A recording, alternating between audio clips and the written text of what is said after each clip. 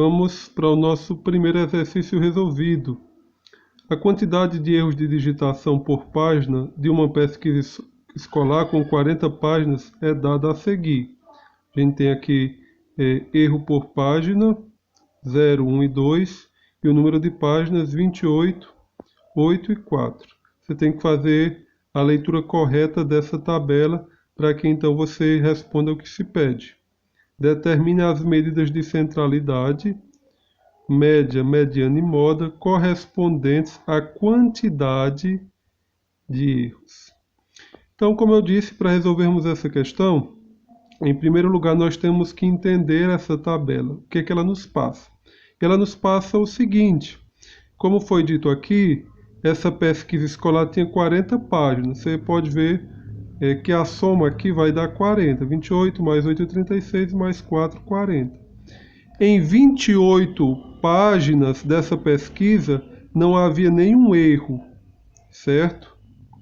Em 8 páginas dessa pesquisa, havia um erro em cada página, certo? Então, havia 8 páginas, cada uma com um erro, exatamente um erro.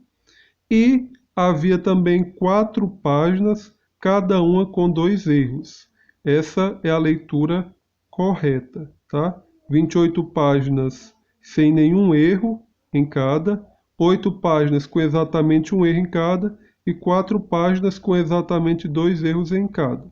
Dito isso, para calcularmos a média, a mediana e a moda, uma vez que é requerida a mediana, eu aconselho que você organize logo o rol desses dados. Então, como estamos interessados na quantidade de erros, o que a gente vai perceber? Nós vamos ter 28 páginas em que não houve erro. Então, nós vamos colocar 28 zeros, certo? Então, aqui a frequência de zeros que vai aparecer. Então, a gente vai ter 28 zeros. Obviamente, eu não vou colocar os 28 zeros. Coloquei um zero, coloquei reticências aqui para dizer que continua e coloquei aqui outro zero. Então, a gente tem 28 zeros.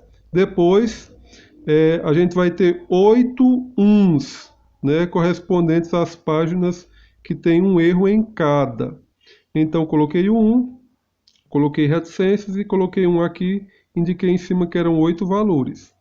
E, por fim, a gente vai ter as páginas com 2 erros em cada. Como aqui era um valor pequeno, né, só 4, eu coloquei todos os números 2, que são 4. Lembra aqui dessa notação que a gente está utilizando, né?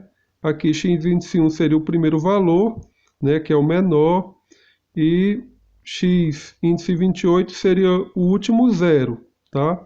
Lembra que o rol é a organização dos dados em ordem crescente ou decrescente. Por isso veio primeiro todos os zeros, depois todos os uns e depois todos os dois. Tá bom? Então, dito isso, vamos encontrar a média, a moda e a mediana. Então, para calcularmos a média, é bem fácil, né? Basta que a gente faça a soma de todos os erros e divida pelo número de páginas. Então, como são 28 páginas com 0 erro, a gente faz 28 vezes 0, tá? Como a gente pode observar aqui. Então, 28 vezes 0, mais 8 vezes 1, porque são 8 páginas cada um com erro, mais 4 vezes 2, que são 4 páginas cada uma com 2 erros. E a gente vai dividir por 40, que é o número de páginas. 28 vezes 0 dá 0, 8 vezes 1 dá 8, 4 vezes 2 dá 8, sobre 40.